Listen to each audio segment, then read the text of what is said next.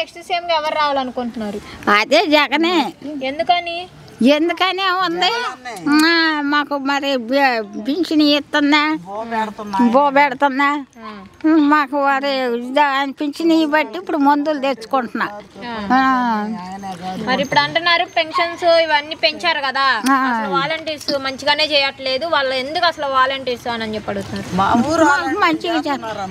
మంచిగానే చేస్తున్నారు. మరి ఇప్పుడు చూడబోతుంటే గతంలో చంద్రబాబు గారు చాలా హామీలు ఇచ్చారుగా, ఏమన్నా నెరవేర్చారా?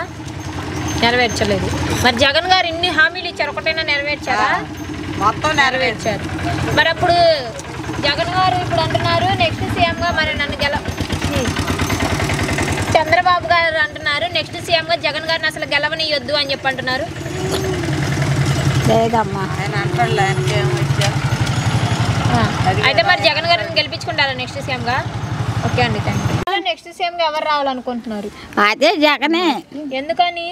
ఎందుకనే ఉంది మాకు మరి పింఛన్ ఇస్తుందా, బో పెడుతుందా, మాకు వారి పింఛన్ బట్టి ఇప్పుడు మందులు తెచ్చుకుంటున్నా.